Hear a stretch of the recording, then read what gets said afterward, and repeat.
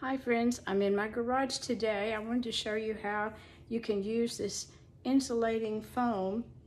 Gaps and Cracks is a brand name, I believe, but anyway, there's several different brands. It's pretty cheap. You can use this to form a base for your centerpieces because, as we all know, styrofoam is pretty expensive. Now, like this one, I did do on a styrofoam block and covered it with moss. But if you wanted to do something just a little bit more inexpensively, you can use this to make your bases. But fair word of warning, first of all, get a pair of gloves and put them on, because whatever this stuff gets on, it stays there. And you don't want it on your skin. And you don't want it on your table. I've got a table here that I've covered with plastic, and I'm going to put you down, and let's hope we can see. Okay, think you can. All right, I bought these, which are just cheap little tiles from Lowe's, and I'm going to use them as a base for the centerpiece, but I'm going to put the gaps and cracks on the bottom of it. So first of all, you put the can on, like it says, shake it up vigorously for at least a minute, put the little tip on, you screw it on carefully so you don't get it on you, and then you start to spray. Whoa, don't do that. Let's try this another one.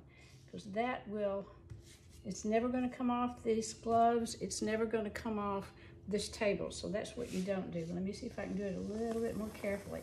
Okay, I'm going to cover the back of this. And I'm just going to do it about a third of what I want because it expands like crazy.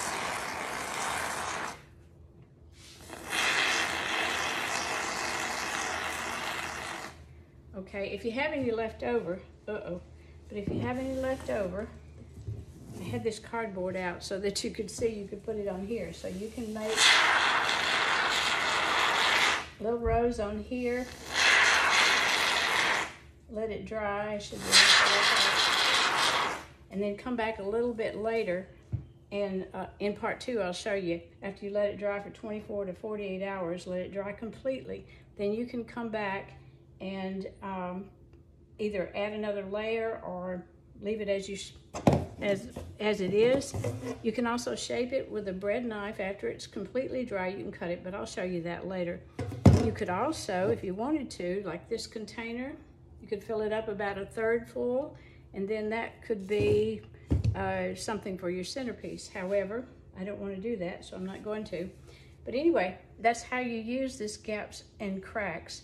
And you have to use the whole bottle at once. You can't save it. So just remember, don't get it on you.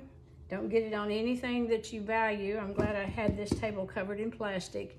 And wait at least 24, 48 hours. It's very sticky and it's very hard to get off anything. So thanks. I'll show you in part two what it looks like.